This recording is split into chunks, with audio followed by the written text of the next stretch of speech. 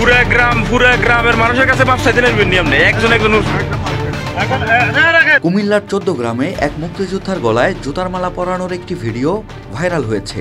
এই ঘটনার 1 মিনিট 46 সেকেন্ডের ভিডিওটি ছড়িয়ে পড়ার পর সামাজিক যোগাযোগ মাধ্যমে নিন্দার ঝড় উঠেছে। সেই সঙ্গে জড়িতদের শাস্তির আওতায় আনার দাবি তুলেছেন দেশের সচেতন নাগরিকরা। ইতোমধ্যে এই ঘটনার তীব্র নিন্দা জানিয়েছেন প্রধান উপদেষ্টা ডক্টর মোহাম্মদ ইউনূস। স্থানীয় সূত্রে জানা গেছে 14 গ্রাম উপজেলার বাতিশা ইউনিয়নের লুদিয়ারা গ্রামের বাসিন্দা বীর মুক্তিযোদ্ধা আব্দুল হাই কানু। তিনি আওয়ামী লীগের রাজনীতির সঙ্গে জড়িত। তিনি একটি হত্যা মামলার চার্জশিটভুক্ত আসামি। এছাড়া একাধিক মামলা আছে তার নামে। তার ছেলে মানুষকে অত্যাচার করতেন বলেও অভিযোগ রয়েছে।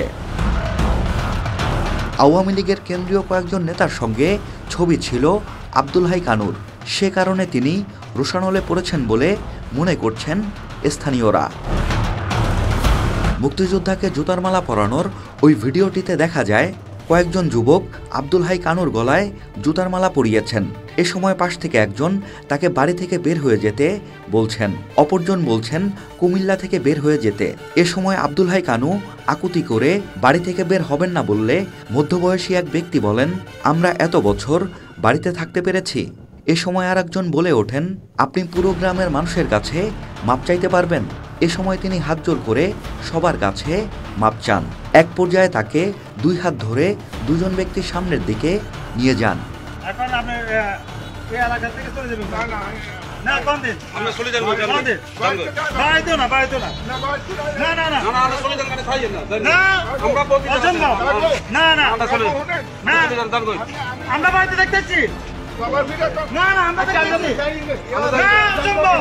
স্থানীয় সূত্র জানায়, গতকাল রবিবার সকালে মুক্তিযোদ্ধা আব্দুল হাই কানু বাজার করতে বের হন। এ সময় তাকে স্থানীয় কয়েকজন ধরে নিয়ে যান কুলিয়ারা হাই স্কুলের সামনে। সেখানে তার গলায় জুতার মালা পরিয়ে শারীরিক ও মানসিকভাবে হেনস্থা করা হয়। পরে রাতে ভিডিওটি ছড়িয়ে পড়লে সামাজিক যোগাযোগ মাধ্যমে নিন্দার ঝড় ওঠে। এ ঘটনার পর পালিয়েছেন জড়িতরা।